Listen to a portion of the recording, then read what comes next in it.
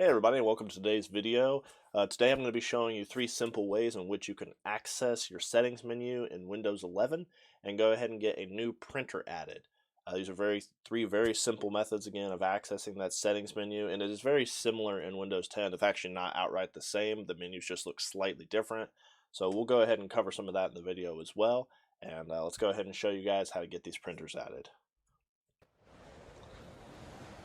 Alright, so we've got here the standard Windows 11 desktop. You'll notice immediately that instead of having the start menu and taskbar on the left side like in Windows 10, it is actually located here in the center panel.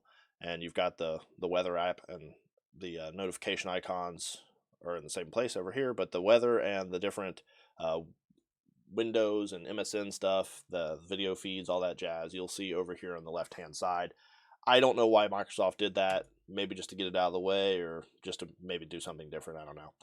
But anyways, as I said, there are three simple ways of accessing that settings menu. So the first one is that you can right click on the mouse, which will open up this menu here. Now this menu is just a desktop menu for doing different things here on the desktop, but you could also click right here, display settings. Now while we're not going to be adding a new printer in the display portion of the settings, this does give you quick access to the settings menu from where you can click on Bluetooth and devices, and then you can click on printers and scanners, and then add device.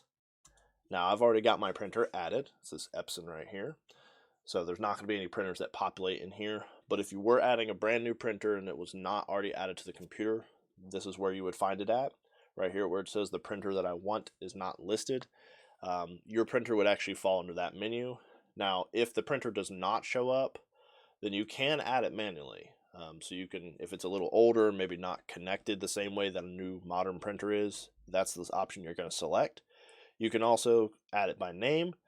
This is a little bit more tricky, but you can do it that way. Or you can also add it using an IP address if you have that for the printer. Now, whenever you connect a printer or any device really to the internet, it's going to have its own IP address that it's going to pull. So if you can obtain that information, then you can actually add it this way. Now there are different tools you can download on your phone or tablets to actually check your Wi-Fi to see what devices are connected to the internet via your Wi-Fi. In which case you'll be able to pull the IP address for that printer that way. That is probably the easiest way to do it off the top of my head. But that's a different video that we can do at a later time. So that's the one way to access settings. Now, as far as adding the printer, it's going to be the same from whatever method you use to access settings. So that's just one way. Another way that you can access settings is by clicking on the start menu icon here.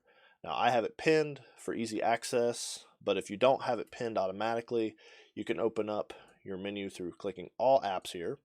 And you can scroll down to the S, and settings is at the top right there. This is in alphabetical order, of course, easy access. This is replacing the Windows 10 version of all programs, so instead of all programs, it is all apps. So that's how you do that. Now, I mentioned a third way here. This is actually a keyboard shortcut, so it's maybe simpler for some, maybe not so simple for other people. But on your keyboard, if you hit the Windows key and I at the same time, it'll actually take you directly to settings. And from there, same process, Bluetooth and devices, printers and scanners, add device. So that's going to be three simple ways you can access settings to add a new printer. I hope you guys enjoyed the video. If it's helpful to you, drop a like and subscribe, and I will be posting additional videos. If there's any particular videos or questions you may have regarding Windows 11 or even Windows 10, be sure to drop that in the comment field, so I can get to those questions and get those answered for you and maybe do some additional videos. Hope everyone has a great day, and thanks for tuning in.